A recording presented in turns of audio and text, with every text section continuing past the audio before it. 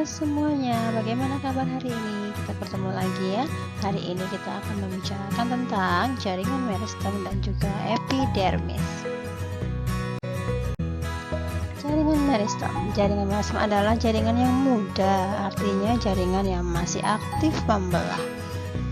Jaringan meristem punya ciri-ciri, yaitu yang pertama, ukuran selnya kecil. Yang berikutnya adalah dinding selnya tipis dengan nukleus yang besar, punya vakuola tapi kecil dan kaya akan sitoplasma, dan terakhir adalah berbentuk sel kuboid atau prismatik. Jaringan meristem bisa diklasifikasikan berdasarkan letaknya dan juga berdasarkan dari asal pembentukannya. Kalau dari letaknya bisa dibagi menjadi 3, yaitu meristem apikal, interkalar, dan lateral. Sedangkan dari asal pembentukan bisa dibagi menjadi 3 juga, yaitu primer, sekunder, dan promeristem. Sekarang kita akan lihat untuk gambar jaringan meristem. Meristem dapat dibedakan menjadi primer, sekunder. Untuk meristem primer bisa kita temukan pada meristem apikal yang ada di ujung batang maupun di ujung akar. Meristem ini akan membuat tanaman menjadi bertambah tinggi ataupun akar bertambah panjang.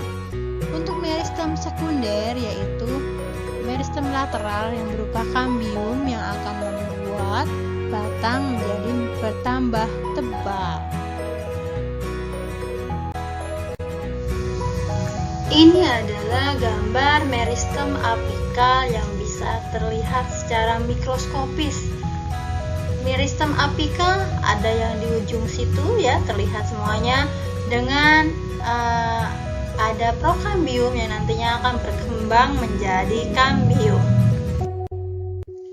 Oke semuanya, sekarang kita menuju ke jaringan epidermis. Jaringan epidermis merupakan jaringan terluar pada setiap organ tumbuhan.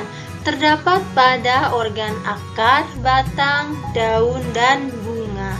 Jaringan ini berfungsi sebagai pelindung terhadap hilangnya air, kerusakan fisik, kehilangan zat makanan akibat penguapan, perubahan suhu, dan lain-lain. Ciri-ciri jaringan epidermis adalah terdiri dari sel hidup, bentuknya persegi panjang, selnya rapat, tidak mengandung klorofil, dinding sel bagian luar lebih tebal dari yang dalam, dan dapat berduplikat. Karena ciri inilah, epidermis dapat melindungi sel di bagian dalamnya. Jaringan epidermis dapat mengalami modifikasi. Yang pertama dapat memodifikasi menjadi stomata. Stomata ada pada daun. Untuk tumbuhan yang hidup di air, stomata dapat ditemukan pada permukaan atas daun. Untuk tanaman yang ditanam di tanah, stomata dapat ditemukan di permukaan bawah daun. Stomata berfungsi untuk apa? Untuk mengatur keluar masuknya gas dan juga air. Yang kedua adalah trikoma. Trikoma ini ada banyak jenisnya. Trikoma merupakan rambut-rambut yang berasal dari modifikasi epidermis. Umumnya, trikoma yang terdapat pada akar disebut dengan rambut akar yang berfungsi untuk menyerap air dan garam-garam air dari dalam tanah. Yang ketiga adalah spina atau duri yang bisa kalian temukan pada tanaman mawar. Ini juga bentuk modifikasi dari jaringan epidermis.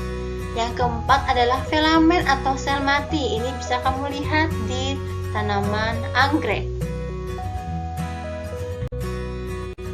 Baik, selesai sudah untuk jaringan epidermis dan juga jaringan meristem. Terima kasih, selamat belajar.